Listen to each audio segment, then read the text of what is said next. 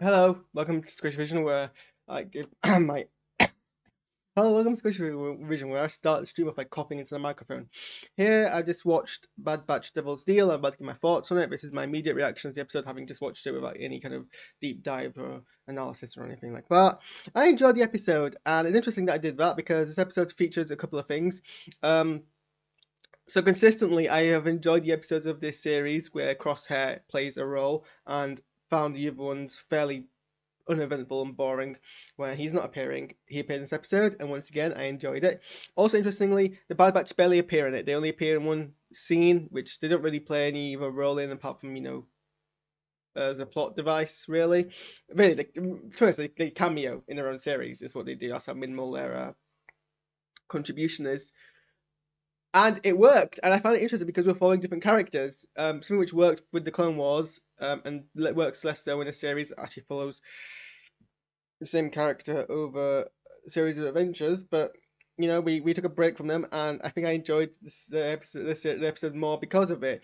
I mean, the protagonist of this episode was a returning character. It was Hera Syndulla from Rebels, but as this is kind of not their show, and even though I know all the main people in this survive, it was still suspenseful because I didn't know what was going to happen. This is like a very, this is a very great area in kind of their life, of what we. So this is a very unexplored area. It's like a backstory, so we can you can still build suspense in a backstory. In fact, a lot of Star Wars is based on that, because it's non chronological, even if everyone's going to survive. So yeah, I enjoyed it. I enjoyed not knowing where I was going to go. I also, enjoyed, seeing more dark aspects of the series, which tends to happen more when Crosshair is in the show than when he's not in the show. Seeing the fact that someone basically on screen got headshot is relatively dark for Star Wars. Usually, when people get shot in the head, it cuts away, or they're wearing a helmet. Whereas, this was on the screen, visible, kind of someone got shot in the head from a sniper. Oops, meant to mute that.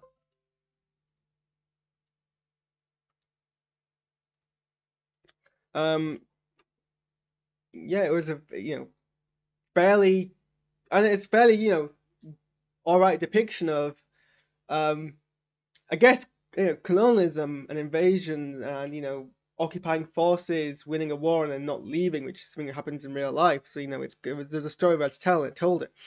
And it was interesting, the dilemma that Champs and Dilla has to go through. I'm pointing the wrong way.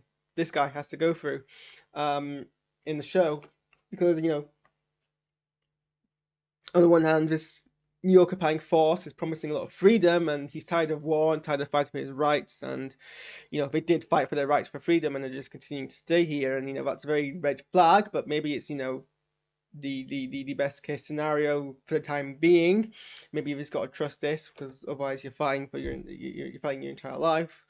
Or do you keep fighting? And it's an interesting dilemma to kind of have to explore. Um, I really hate how part of my body is being keyed out, but OBS hasn't got the best green screen, unless you're like in a studio with better lighting. So I'm just gonna deal with that.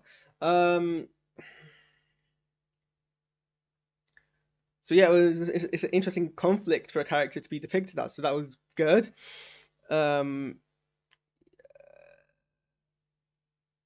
Not too much heavy. It was It was not. It wasn't a focus on action. It was focused on kind of just conflict in the story, and that was good. So I do wonder where to go from here. Like, is it going to be a Ryloth arc? Is the next episode going to be continuing from this? Probably, because this isn't really the series that kind of just leaves stories untold. Although they could do that, because we know where Hera ends up, and where all the other characters here end up. So I reckon we're gonna probably see a 2-3-parter. So hopefully it doesn't outstay its welcome. I imagine they're probably gonna call the Bad Batch back to kind of help liberate them. Maybe that's how Hera gets off planet. Kind of makes Bad Batch like the Forrest Gump of the post-Clone Wars area. That's another reason why I like this episode. It also shows more of the Empire during this era where we don't actually see much of what the Empire has done. So yeah, probably gonna bring the Bad Batch in, as long as they've got. I think the thing is in a lot of episodes, the Bad Batch doesn't have an antagonistic force to make him interesting, except when they're facing against Crosshair, and then they have an antagonist that is interesting, and then it makes it interesting. So if we do come back, hopefully that's like kind of a conflict with Crosshair, and it's interesting. Otherwise, let's have a see how the series at the end at this point. It's very up and down, but consistently up and down. You can usually normally tell when it's going to be up and when it's going to be down. So if Crosshair comes back, I'm looking forward to next week. Otherwise, it's going to be moments I go through. So yeah, those are my thoughts. Let me know what you think, and I'll see you next either Wednesday or Thursday, depending on where my best friend's free to watch Loki. So yeah, see you then.